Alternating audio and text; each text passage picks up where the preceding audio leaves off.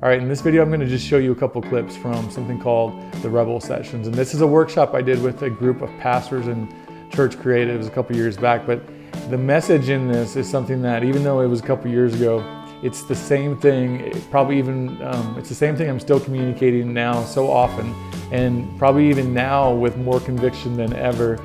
And it's centered around the idea of, first, you can't just try to make somebody else's vision your vision, and the idea that we just copy. And then the second clip is really centered around the idea of, it's liberating when you realize you can't be boiled down to just one thing, one thing that makes you unique, and it's impossible to do that. And so let's just jump into the first video, and then I'm going to come back on and talk about lead in before the second video. But in this first video, I really want to challenge you to look at yourself and your organization and challenge yourselves to stop being so quick to compare and copy. I didn't say don't compare at all, but stop comparing and copying immediately. We need to take time to learn what's under the hood. Why did they make the decisions they made?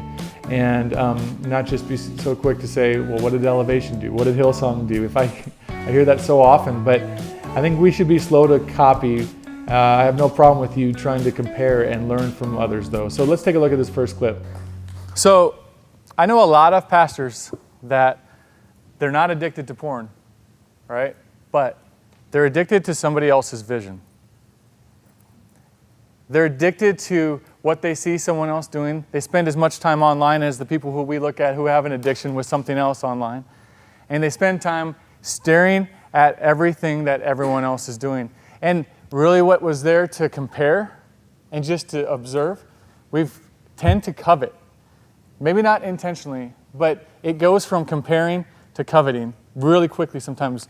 And I want to talk to you about that word right here, compare.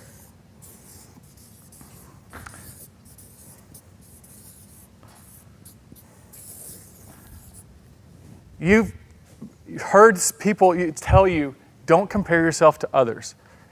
Anyone has heard that line? And I don't think there's anything wrong with comparison. I think that comparison becomes wrong when we don't have the ability to turn it into inspiration. Okay? We go from comparison, and instead of going to inspiration, we go down to what I call drooling over someone else's dream.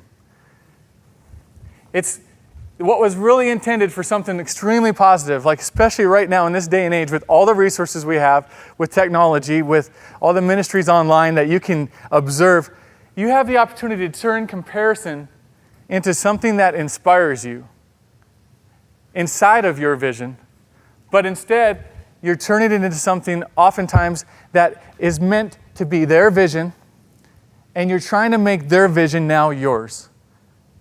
And around my office, we have a saying, and I feel like it's appropriate for that, and we say, don't choose stupid. And it feels like it's stupid to take somebody else's dream and try to make that yours. What a waste of effort. What a waste of your time and the gift and calling that God's put on your life specifically. All right, so hopefully that challenged your thinking just a little bit. Now I want to go into another clip from that same session that I was speaking at and talk to you a little bit about trying to figure out your uniqueness. And what's behind this is in old school kind of methods of branding, you would be taught and told that the approach to doing this is finding what that one word is that you can own in the market and that nobody else has, that nobody else can own. And it's a cluttered, competitive space. I'm talking even at churches right now. There's no shortage of churches necessarily in most cities, and so trying to say that worship just defines us or our messages just define us, it's really not just as simple as saying that one thing can define you. That's what this next clip is sort of about, and maybe it'll help some of you feel freedom to realize that it's impossible to boil this complex thing down, that God created us as human beings and then this purpose and this vision that He's given us for our church. And so just check this clip out. Trying to boil down your brand and your church down into one word is not possible, right? Think about this. We try to define the word unique, right? Everybody wants to fight to be unique. But we define unique by what? One thing. What makes me unique? But start defining unique not by one thing, but by the sum of many things. And I can't think of a greater example than Jesus. Would you argue with me that you've heard, you've said, there's no other name like Jesus, right? And I believe that. There's no God like our God. That sounds unique. Now tell me one word for each of those. That's it. You only get one word to describe God. It's impossible. And this is something that liberated me as in my personal life was I am not just one thing. What makes me unique, what makes you unique is the sum of many things. I mean, growing up, I liked sports and I liked music. So that was a no-no. That's a rule I broke, right? I was an artist and good at sports. Those are rules that I had to break and realize. And then in my own life, even now, is it possible to be in ministry, working with churches, and be building something for brands that are outside of a church? Yeah, right? I'm not one or the other. I like triathlons because it's 3 sports. That's the ADD in me, but it also is the fact that there's many, many things inside of you that make you unique. Stop trying to limit yourself to one word. And the last thing I want to say is this, that all of this, it's an overview. There's a lot more into each of these that we'll talk about, but as an overarching thought, it all came from this realization, which was that God had something brilliant for me. I don't have to build brands the way that everyone else does. I don't have to talk to you the way that everyone else does. I write on the board. I put stuff on the floor. My notes look like this. They don't look like your typed out words. Like, I don't have to do it the way everyone else does. Because that's what makes me brilliant. And that's not because I think I'm awesome. It's because I know, like, why would God create anything less than brilliant?